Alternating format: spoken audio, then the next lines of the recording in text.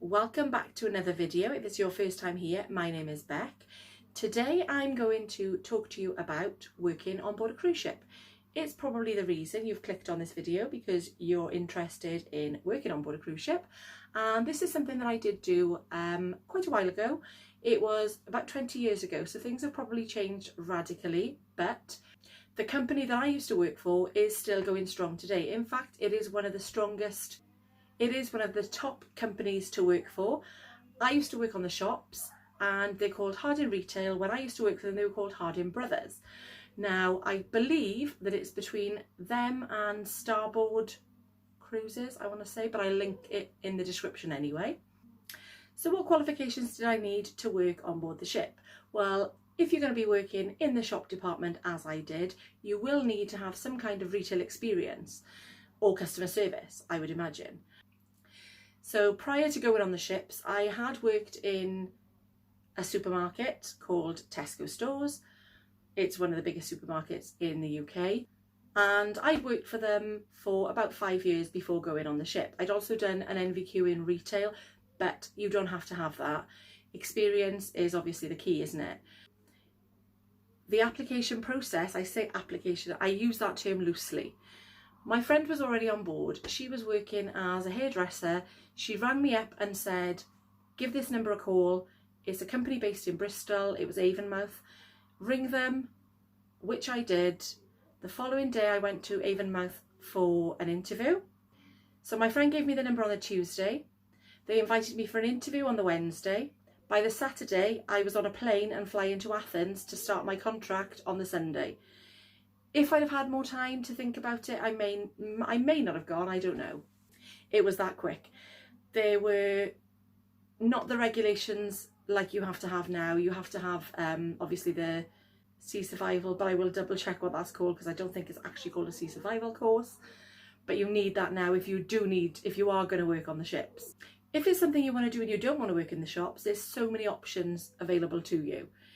You can obviously go to the bar department. You can go to hotel department where you've got guest services, that kind of thing, if that's more your thing and you're wanting to make your way up the ranks.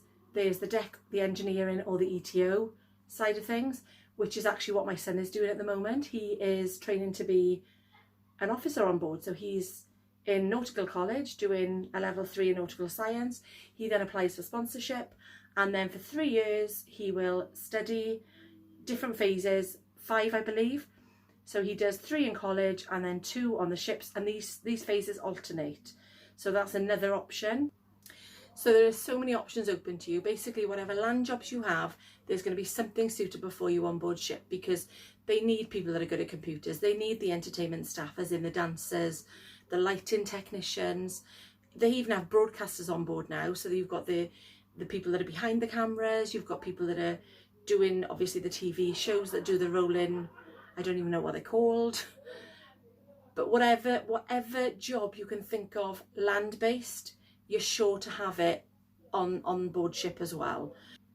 You're being paid to do your job, but you're travelling and you're seeing the world as well. Can you get off the ship all the time? Of course not. There are times when they're going to need a certain amount of people on board in Port Manning just in case there's any emergencies, and depending on what department you work in, obviously will vary department to department to what hours you do. I was really lucky in the shops because we couldn't open when we were in port. We could only open as soon as we'd sailed a mile out to sea, and occasionally we'd have deliveries where we'd have to stay or do some stock taking. We did get to see lots of the places that we visited. I have 3 family members that are currently on board ship.